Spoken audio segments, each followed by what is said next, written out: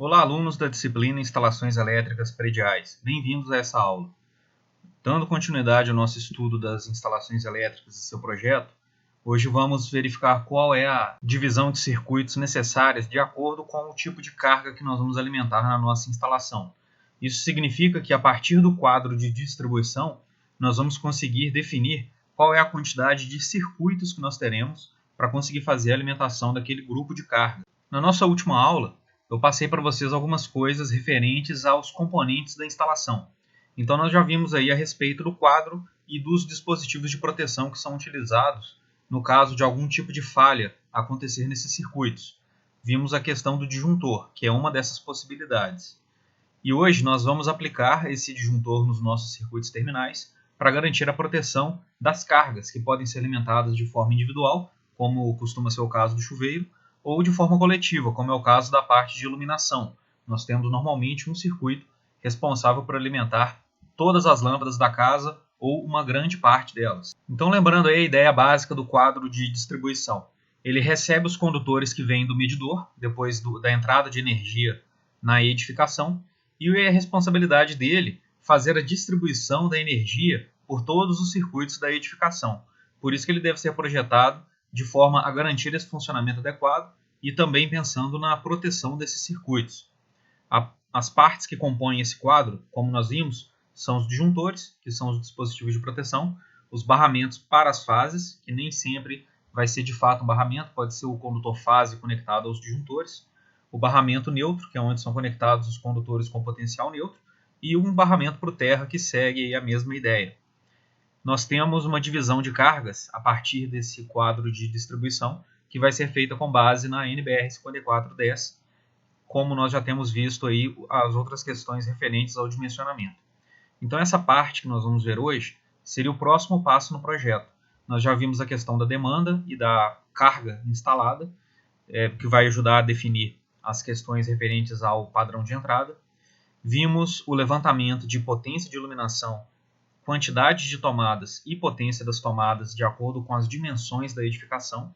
E agora que nós já sabemos tudo que vai ser alimentado naquele circuito, é o momento de fazer as divisões. O que eu tenho na minha instalação de modo a precisar fazer uma divisão ou não? O que define isso? É o momento da gente pensar em como que isso daí vai ficar, para a gente poder fazer posteriormente o desenho desse diagrama mostrando as divisões de circuito aí da forma correta.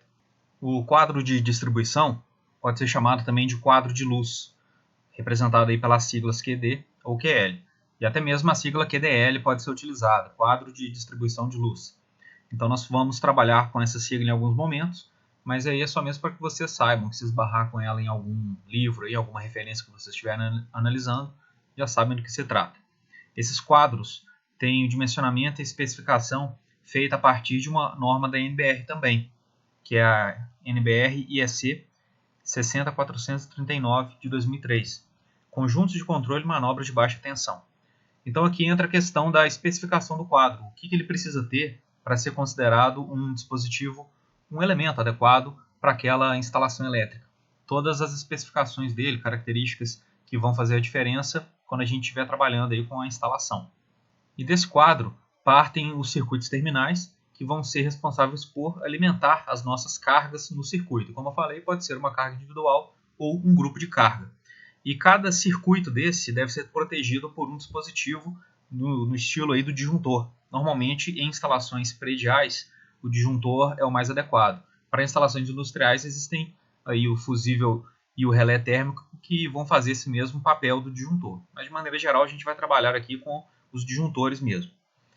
E aí é interessante que essa divisão seja feita por vários motivos. Então, logo de cara, a gente já percebe que se houver um curto-circuito em uma tomada, por exemplo, o circuito daquela tomada será desligado pelo disjuntor, mas os demais circuitos podem continuar em funcionamento. Isso facilita, por exemplo, a questão da manutenção. E o valor de corrente desses disjuntores vai depender do valor de corrente do circuito que a gente está trabalhando, porque ele não pode atuar caso o valor de corrente esteja dentro do esperado, ou seja, se o circuito estiver funcionando com o seu valor de corrente nominal. E por outro lado, se essa corrente tiver um aumento e entrarmos ali na questão da sobrecarga ou do curto-circuito, o disjuntor precisa identificar e eliminar esse problema aí o mais rápido possível. interromper o circuito da forma mais rápida possível, para que esse problema possa ser resolvido. Então, é necessário verificar se houve uma quantidade muito grande de equipamentos sendo conectados a uma mesma tomada, ou se for um motor, por exemplo, será que ele teve o eixo travado, a carga que foi colocada nele, a carga mecânica, foi muito elevada e ele acabou não tendo potência para colocar aquilo ali para funcionar. Então é necessário avaliar o que foi a causa desse problema que gerou o desligamento do disjuntor. Como nós vimos na aula passada, esse disjuntor pode ser de dois padrões diferentes, igual a gente está vendo aqui. O padrão DIN, que esse é a esquerda, e o padrão NEMA, que é o da direita. O padrão NEMA segue critérios menos rigorosos em relação ao DIN, então ele é mais utilizado para instalações residenciais, que vão exigir uma exatidão menor, enquanto o padrão DIN é mais utilizado em circuitos industriais, o que não impede a utilização dele em circuitos prediais também, claro. Então aqui é só mesmo para a gente relembrar, a fase, o condutor fase é que deve passar pelo disjuntor, então nós temos aqui disjuntor monofásico, bifásico e trifásico. Para o NEMA é a mesma coisa. Então essa fase vai passar pelo disjuntor e ele funciona como um dispositivo de manobra, isso significa que a gente pode ligar e desligar o circuito aqui nessa manopla dele, e aí ele também funciona como dispositivo de proteção contra curto-circuito e contra sobrecarga. Outro dispositivo de proteção muito importante utilizado em instalações elétricas é o interruptor diferencial residual, chamado também de IDR. Esse dispositivo aqui é para proteção das pessoas que utilizam o circuito. O caso do disjuntor, ele protege apenas o circuito. Se for necessário colocar algum dispositivo que vai fazer a proteção das pessoas que estão ali utilizando aquela instalação, é o IDR que vai fazer isso. A ideia dele é bem simples. Ele consegue identificar quando uma pessoa tomou choque. Então, se tiver choque elétrico acontecendo ali naquela edificação, ele interrompe o circuito e a pessoa fica salva. E a ideia dele é bem simples. Vocês podem ver que existe aqui um IDR com dois canais, né? Ele recebe aqui tanto a fase quanto o neutro. E aí ele verifica a diferença de corrente entre fase e neutro. Se a corrente estiver igual, significa que ela foi pela fase com um certo valor, atravessou o circuito, levou a energia que precisava e voltou pelo neutro. Então, se elas forem iguais para os dois condutores, significa que está tudo bem. Agora, se houver uma diferença de corrente, significa que há fuga. E essa fuga normalmente representa aí um choque elétrico, porque a pessoa que está recebendo aquele choque recebe o valor de corrente, uma parcela daquela corrente. Então, a corrente veio pela fase, chegando ali naquele ponto onde aconteceu o choque elétrico, acontece uma bifurcação dessa corrente. Uma parte dela passa pelo corpo da pessoa em direção ao solo, enquanto o restante termina aí o caminho dentro do circuito. E esse dispositivo, o interruptor diferencial residual, consegue identificar correntes aí, de aproximadamente 30 mA, a partir de 30 mA, e consegue interromper essa corrente para garantir a proteção das pessoas que estão ali utilizando a edificação e a sua instalação, claro. E aí, no caso, é possível ter também dispositivos que são disjuntores e interruptores diferenciais residuais ao mesmo tempo. Então, em vez de ter o IDR, que é o interruptor, nós teremos o DDR, que é o disjuntor diferencial residual. Ele poderia fazer as duas proteções ao mesmo tempo, do circuito e das pessoas que estão utilizando a instalação. E de acordo com a NBR 5410, o disjuntor diferencial residual ou interruptor diferencial residual deve ser utilizado em áreas onde normalmente o risco de choque é maior, devido principalmente à questão da umidade. Então a norma apresenta para a gente essas necessidades aqui, em tomadas, nas lavanderias, cozinhas, locais com pisos não isolantes e que alimentem cargas em áreas externas, aparelhos de iluminação em áreas externas e tomadas instaladas em banheiro. Então a norma recomenda que o IDR ou o disjuntor diferencial residual seja utilizado nessas situações aí. E a norma também especifica que os quadros de distribuição devem ter ali uma reserva, ou seja, é necessário prever um espaço de desenvolvimento daquela instalação, ou de crescimento dela no futuro, porque ela é projetada para atender um determinado circuito com suas cargas, uma edificação em um certo tamanho. Se depois de um tempo houver a necessidade de colocar outro equipamento, por exemplo, vai fazer a instalação de um ar-condicionado, aí eu preciso ter um disjuntor específico para ele, um circuito próprio para esse aparelho de ar-condicionado, então ele vai ter que ficar dentro do quadro de distribuição. Mas se ele não foi previsto inicialmente, não teria como colocar esse disjuntor no meu circuito. A questão é que se a gente se preocupar com essa ideia aí da reserva, esse aparelho de ar-condicionado pode ser instalado posteriormente, ou um ventilador de teto, ou qualquer outra coisa que exija um disjuntor próprio, qualquer outro circuito que exija isso. Até mesmo se a própria edificação for aumentada, se devido ao acréscimo ali de um cômodo, por exemplo, for necessário colocar algum outro circuito, é importante ter essa reserva lá no nosso quadro de distribuição. E a reserva depende do tamanho desse quadro, da quantidade de circuitos que ele já tem. E a norma especifica aqui o seguinte: se a gente tiver até 6 circuitos na nossa edificação, nós vamos ter pelo menos 2 espaços de reserva nesse quadro. De 7 a 12 circuitos, tem que ter pelo menos 3 reservas. De 13 a 30, uma reserva de pelo menos 4. E acima de 30, a gente reserva aí 15% da nossa quantidade de circuitos para que essa instalação possa crescer futuramente. A localização do quadro de luz deve ser bem pensada também, porque ele tem que ficar em um local de fácil acesso, porque em algum momento pode ser necessário fazer o religamento do disjuntor. E aí, se ele estiver num local de difícil acesso, isso vai ficar bastante complicado, principalmente levando em consideração que um circuito de iluminação pode ter sido desligado. E aí a pessoa que vai fazer o religamento ali está no escuro, então já é uma dificuldade a mais. Então, nós precisamos aí nos preocupar também com relação a essas influências externas. O quadro precisa ficar abrigado na edificação. E deve possuir também uma identificação do lado externo e do lado dos seus disjuntores, para saber o que aqueles disjuntores ali estão ligando ou desligando.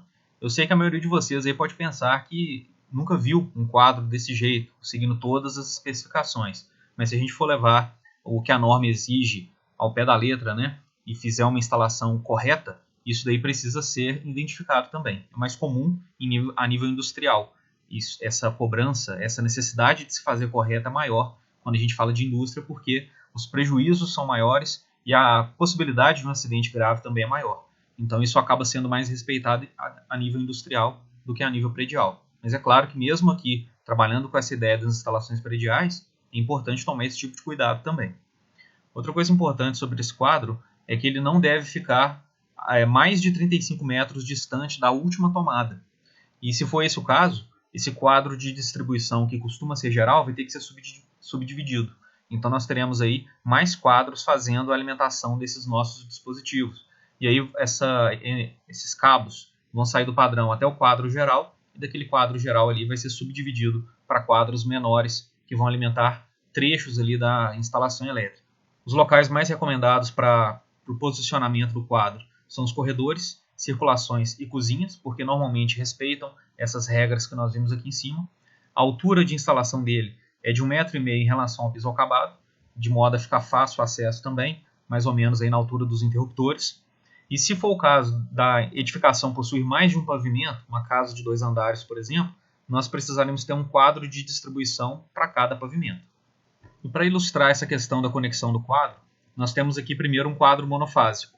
Isso significa que ele trabalha com apenas uma fase, neutro e terra, que é exatamente os condutores que estão chegando aqui para ele. Então lá do padrão chegam esses 3 condutores aqui. A fase passa por um disjuntor geral do quadro, esse disjuntor desliga todos os outros, e depois dele nós temos aí os circuitos terminais sendo alimentados com o condutor fase. E aí para os circuitos terminais que nós temos, vão sair aqui fase e neutro. O neutro é conectado aqui a esse barramento, e daqui vão sair os condutores utilizados aí nas tomadas, na iluminação e tudo mais. E os condutores de aterramento, ou terra, vão ser utilizados nas tomadas. Então, a partir desse barramento de terra, eles também são ligados aí nesses circuitos, né, no pino central das tomadas. Se o quadro for bifásico, nós teremos aí, como o nome sugere, 2 fases chegando, além do neutro e terra que nós já vimos no caso anterior. Então, nesse exemplo aqui, foi considerado um quadro com uma potência um pouco maior. Isso significa que as correntes que ele vai alimentar são maiores. E aí os condutores precisam ser mais espessos. Igual a gente está vendo aqui, agora o que nós temos são barramentos. Então a conexão dos disjuntores é feita através desses barramentos aqui. Então percebam o seguinte, cada disjuntor é formado aqui por 2 canais, né? Chegou aqui a fase A e a fase B para esse primeiro disjuntor, e aí foi para o circuito dele. Para os outros disjuntores a mesma coisa, sempre 2 fases. A não ser, igual esses disjuntores aqui da direita, são disjuntores monofásicos. Então, estou recebendo aqui uma fase e o neutro está acompanhando essa fase até o circuito. E aqui também nós temos a questão do barramento de proteção de novo, que é o terra. E percebam que ele também tem um disjuntor geral. Se eu desligar o disjuntor geral, todo o quadro foi desligado. Se eu ligar ele, aí eu posso escolher qual circuito vai funcionar ou não, de acordo com os disjuntores aqui da parte de baixo. E por fim aqui temos um quadro que também é bifásico, mas ele conta com o IDR, que é o interruptor diferencial residual. Então chegou aqui o barramento de neutro, como nós já vimos para os outros quadros, o barramento de terra, e aqui as duas fases passaram por um disjuntor termomagnético, que é o disjuntor geral do quadro, e depois aqui nós temos um disjuntor termomagnético para o circuito 1, ele recebe apenas a fase, igual a gente está vendo aqui, a regra é a mesma, e depois essa fase está passando dentro de um interruptor diferencial residual. E lembrando que esse interruptor diferencial residual exige a passagem dos dois condutores que fazem a alimentação daquele circuito, exatamente para ele poder verificar qual é a diferença de corrente entre os dois. Se ela passar ali dos 30 mA, ele atua indicando que tem alguém ali sofrendo um choque elétrico.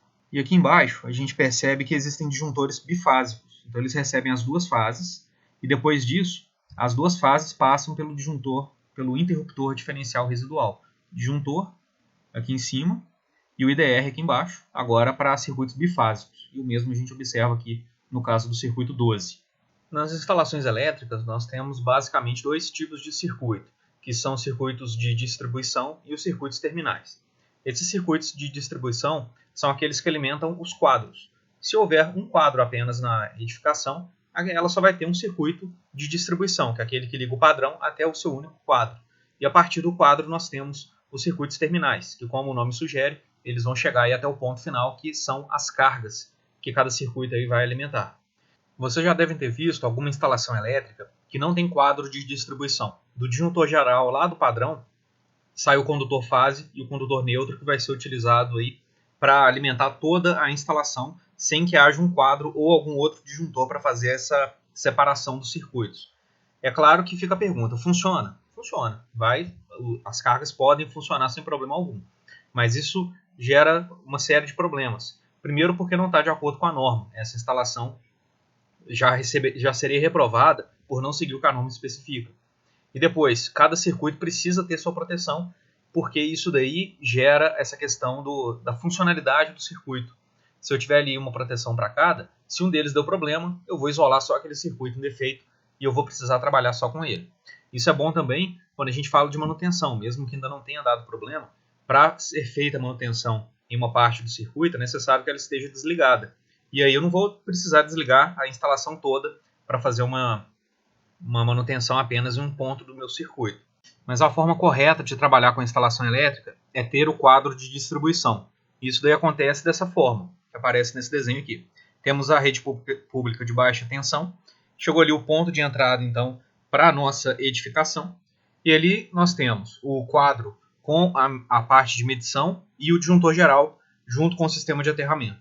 E a partir desse ponto aqui é que nós temos o circuito alimentador ou circuito de distribuição que vai ser conectado ao quadro de distribuição que nós temos mais à frente. E aí sim, depois dele, é que nós teremos os chamados circuitos terminais. E aqui ilustrando o quadro. Então chegou aqui para ele os condutores lá do disjuntor geral, do padrão, e a partir daqui nós temos o disjuntor do quadro e os disjuntores de cada circuito terminal, que já foram divididos aqui da forma adequada, seguindo a norma. Então ali para a iluminação, nós temos uma fase neutra, para a tomada, fase neutra e proteção, para o chuveiro, duas fases e proteção, então depende do tipo de carga que eu quero alimentar ali. E aí cada circuito desse deve ser considerado de forma individual e calculado também seguindo a ideia da corrente que é alimentada ali para o circuito. Que é basicamente, depois que a divisão foi feita, a gente precisa preocupar com os condutores, qual é a espessura desses condutores e qual é o diâmetro aí dos eletrodutos ou dos outros condutos que vão fazer a proteção dos condutores, ou seja, que vão abrigar esses condutores aí. Aqui nós temos a questão da divisão dos circuitos terminais. Eu falei com vocês que não é interessante que a gente tenha um único circuito para toda a instalação. E aí citei as duas vantagens, de manutenção e no caso da necessidade de desligar algum circuito, eu posso fazer isso sem desligar toda a instalação. E no caso de uma falha, a mesma coisa. Só vai ser desconectado o trecho do circuito que está sob falha. E a ideia, uma ideia também que é importante aqui, é a utilização de condutores e proteções menores. Isso daqui significa basicamente o seguinte: em uma instalação elétrica, se um determinado circuito foi escolhido ali para ele, uma certa espessura de condutor, por exemplo, condutor de 2,5 mm². Então, esse condutor tem que ser utilizado para todo o circuito. Então, vamos pegar o exemplo aí da iluminação, que vai ser mais fácil imaginar isso. Um circuito de iluminação pode ser usado para alimentar as lâmpadas de uma instalação inteira, da residência inteira. Então, supondo que nós temos aí 10 lâmpadas que são alimentadas por um único circuito. E de acordo com a NBR, o condutor mínimo que deve ser utilizado aí é de 1,5 milímetros quadrados. Aí depois do cálculo, foi visto que esse condutor é o adequado. Então, desde a saída do quadro até a lâmpada mais distante, o condutor precisa ser de 1,5. A gente pode pensar, não, mas a lâmpada que está mais distante tem um trecho ali do circuito que a corrente é menor, é só a corrente dela. Então eu poderia usar um condutor menor. Então a gente esbarra em dois problemas. Primeiro, a norma fala que o menor condutor na edificação, na instalação, é de 1,5 milímetros quadrados. Então não pode ser menor do que isso.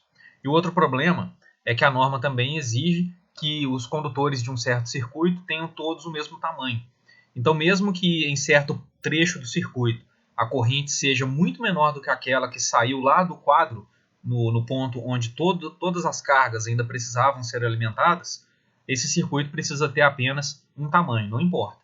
Então, quando eu falo aqui, permitir o uso de condutores menores, é porque depois que chegou no quadro, com o condutor mais espesso, porque ele está levando a corrente da instalação toda, é necessário fazer divisão em circuitos terminais. E aí cada circuito terminal vai ter uma corrente bem menor do que aquela total, e é possível usar condutores menores para cada circuito terminal que nós temos aí.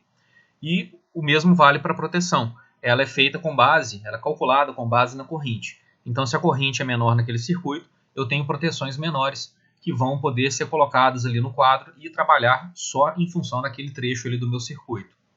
Uma característica importante com relação à divisão é o equilíbrio das fases, porque em um determinado circuito podem ter 3 fases, dependendo do tamanho da instalação, como nós vimos, dependendo da demanda dela, nós teremos aí um circuito trifásico fazendo alimentação. Mas dentro dessa instalação, nós teremos cargas monofásicas. As lâmpadas, de maneira geral, são monofásicas. E, inclusive, podem ser até bifásicas, mas não vão usar as 3 fases ao mesmo tempo. E aí nós vamos começar a ter cargas que vão usar uma ou 2 fases. As que usam as 3 não tem segredo, né? Ela já está distribuída entre as 3 fases. Mas se eu começo a ter cargas monofásicas, é importante pensar nessa distribuição entre as fases. Então eu vejo ali o total de potência e na hora de escolher qual fase vai alimentar cada circuito, eu penso numa forma que vai equilibrar o consumo de energia para cada fase.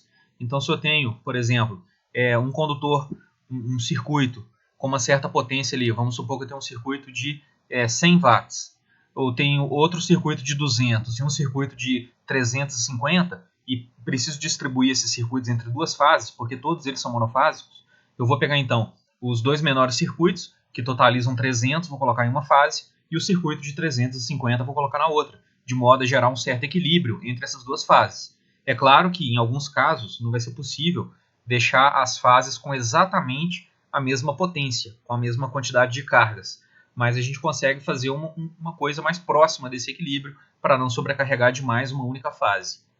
E aqui nós temos os passos que devem ser seguidos para fazer a divisão dos circuitos terminais. Vale lembrar primeiro que existe mais de uma maneira de fazer a divisão dos circuitos terminais de uma edificação da forma correta. Isso daí vai depender do projetista, mas ele deve sempre seguir essas regras que a gente vai ver aqui. O primeiro passo é lembrar que a gente deve sempre separar circuitos de iluminação de circuitos de tomada. Não é possível colocar, de acordo com a norma, um mesmo circuito que alimente uma lâmpada que alimente ao mesmo tempo uma tomada, seja ela de uso geral ou específico. Então é comum a gente ter num circuito, quando a gente vai fazer a divisão, 1 ou 2 circuitos que fazem a alimentação das lâmpadas. E a gente tem ali uma parte que vai fazer a iluminação social e uma parte que faz a iluminação de serviço, por exemplo. Também não é necessário fazer divisão do circuito seguindo essa ideia, mas é comum a gente ter aí 1 ou 2 circuitos de iluminação, e as tomadas vêm depois de forma separada. Outra coisa importante é referente às tomadas de uso específico, aquelas TUI, que nós definimos também 2 aulas atrás. Elas devem ter um circuito próprio. Se eu tenho, por exemplo, um chuveiro, um aparelho de ar-condicionado ou qualquer outra carga que trabalhe com uma potência mais elevada, ela vai ter um circuito próprio para ela, e esse circuito vai ter o seu disjuntor lá no quadro de distribuição. Isso daí acontece quando a gente tem cargas de potências mais elevadas. Por exemplo, se a gente estiver trabalhando com 127 volts, até 1200 a gente pode colocar cargas no circuito até atingir esse valor de potência.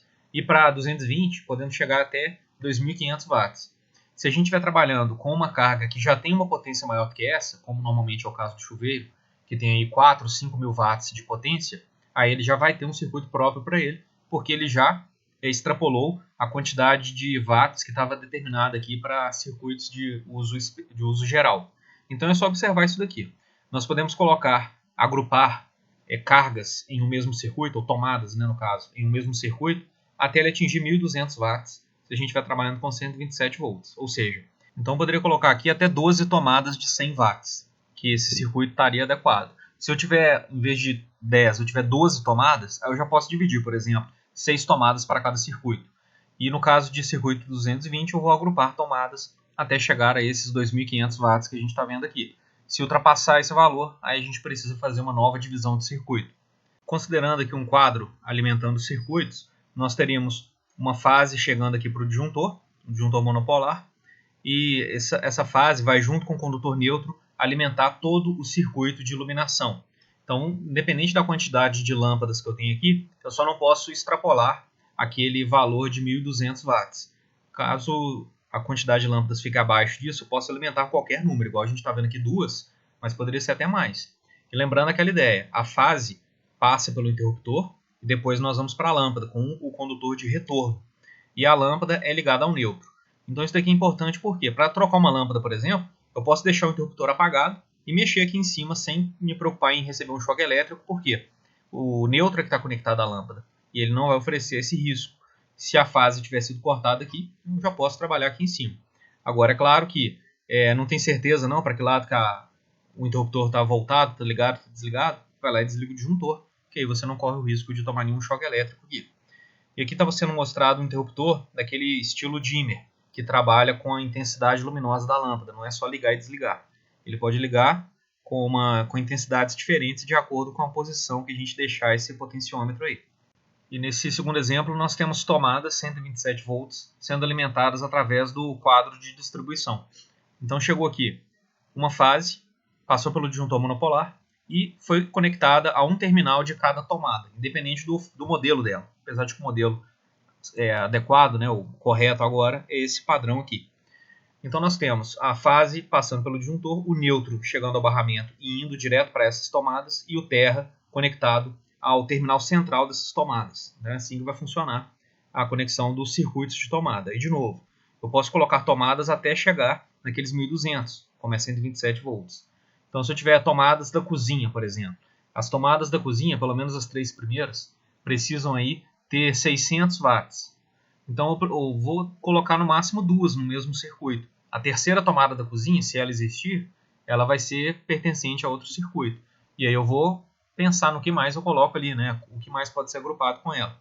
Então essa divisão deve ser feita com base na planta baixa também. A gente precisa lembrar disso, porque não é interessante colocar em um mesmo circuito uma tomada de um cômodo e a tomada do cômodo que está do lado oposto da casa, porque o condutor que vai sair ali do disjuntor é o mesmo para aquele circuito todo. Então se eu estou considerando ali uma corrente mais elevada, vocês vão ver aí, né, fazendo o cálculo, que essa corrente é de aproximadamente 10 amperes, nós temos 10 amperes saindo do disjuntor, mas vai uma parte para cada lado. Então eu não precisaria trabalhar com um condutor tão espesso como aquele.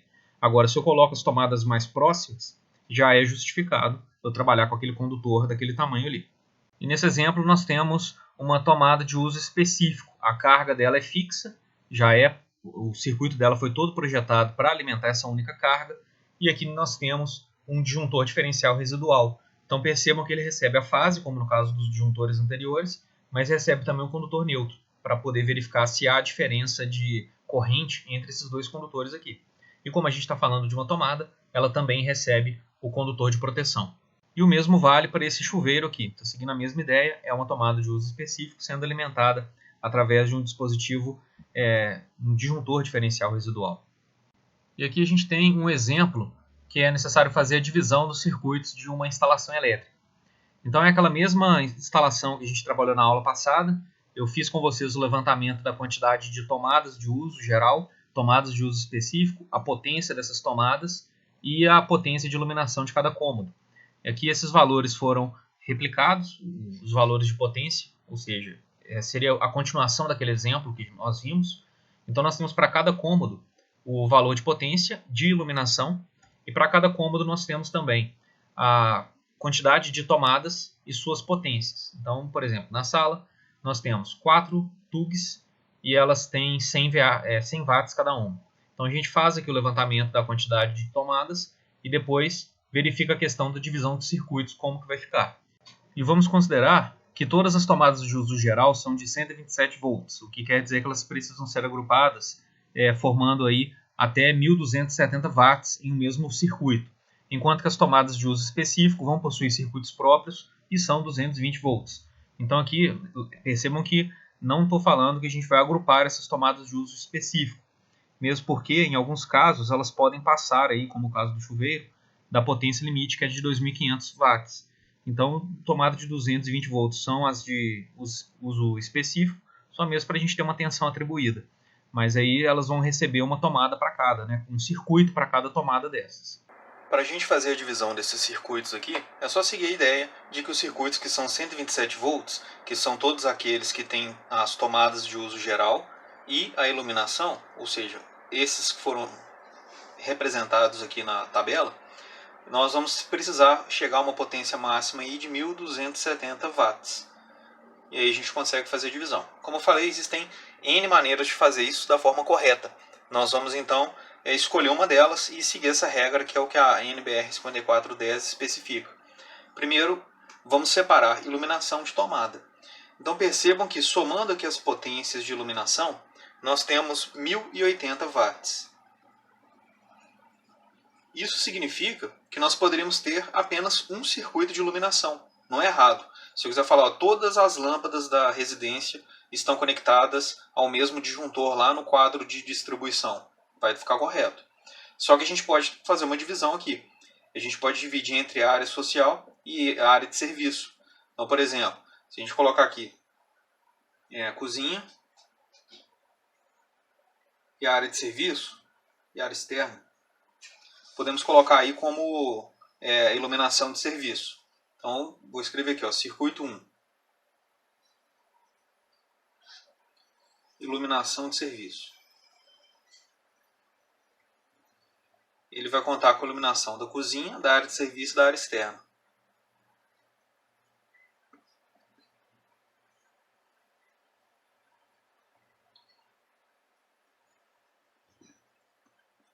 E a potência de iluminação dele é 160 da cozinha, mais 200 da área de serviço, melhor, mais 200, totalizando aqui a área de serviço e a área externa. Então teremos 360 watts. Esse é o nosso primeiro circuito. E aí lá no quadro eu vou ter um disjuntor só para esse circuito, os cabos vão sair específicos para esse circuito aqui também. Para o circuito 2, nós podemos falar em uma iluminação social. E aí vai entrar sala, copa, dormitórios, banheiro e hall.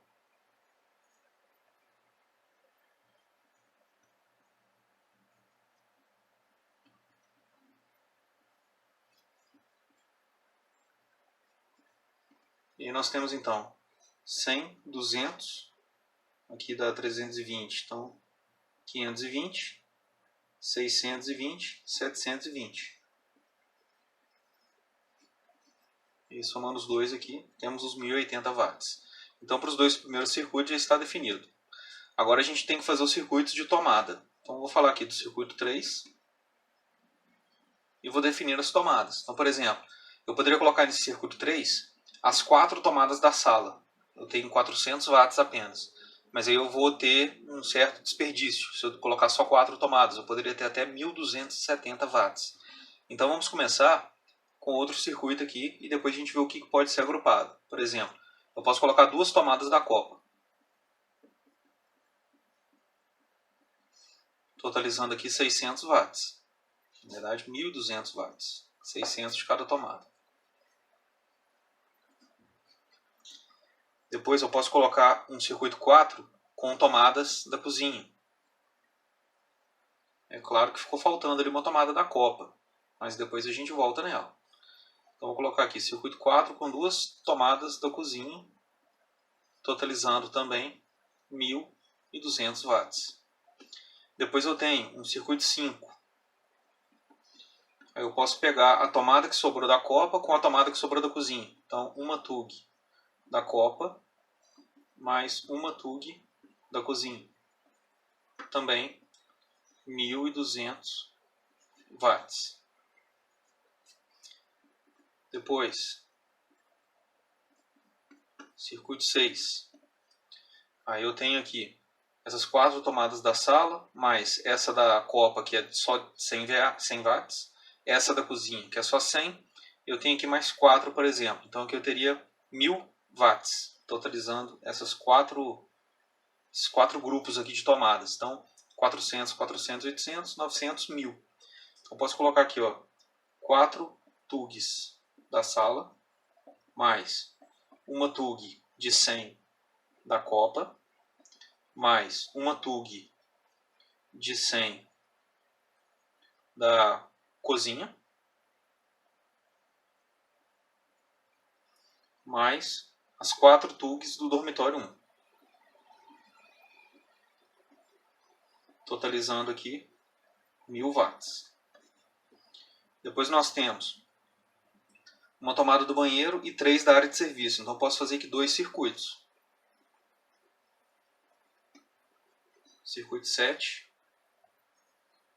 Uma TUG do banheiro. Mais uma TUG da área de serviço. Totalizando 1.200 watts. O circuito 8 pode ter aqui as outras 2 tomadas da área de serviço. Então 2 TUGs, área de serviço, também 1.200 watts. Então está faltando aqui as 4 TUGs do dormitório 2 e essa TUG do hall. Então vou colocar aqui circuito 9, 4 TUGs dormitório 2 mais uma TUG do hall. E esse daqui fechou com 400, 500 watts. Então nós fizemos a divisão dessas cargas em 9 circuitos. E estão todos adequados, porque não ultrapassam os 1.270 watts. Então até aqui está adequado.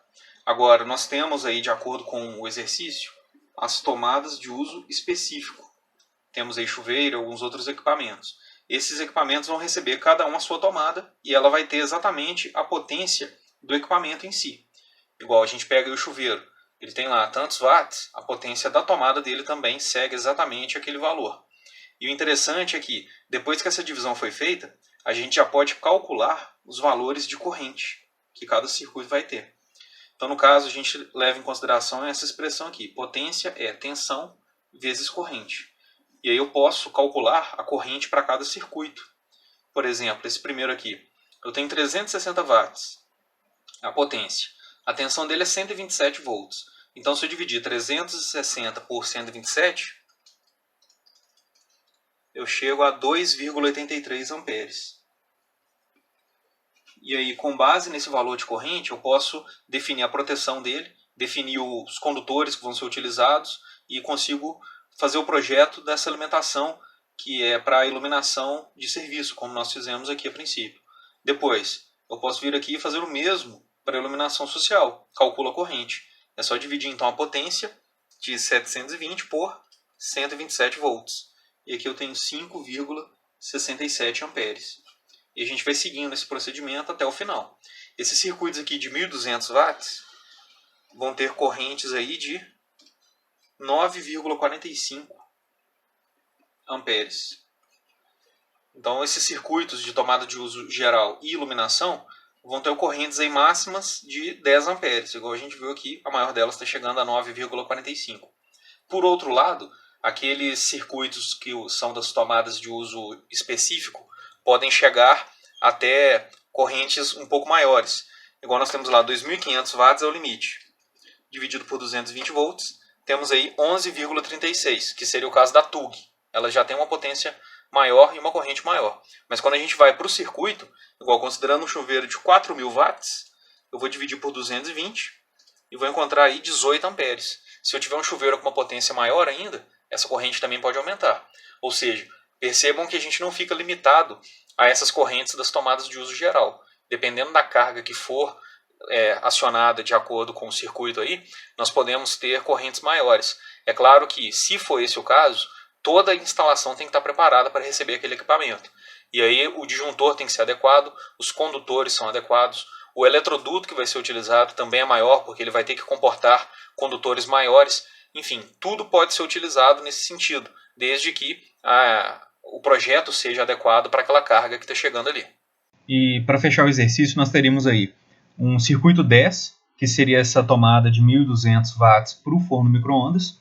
Teríamos um circuito 11 de 1.500 watts para a lavadora de louças e um circuito 12 para esse chuveiro aqui de 3.500 watts. Ou seja, a gente consegue fazer a divisão dessa instalação em 12 circuitos, de modo a cumprir o que a NBR 5410 exige no momento de fazer a divisão de um circuito em uma instalação elétrica.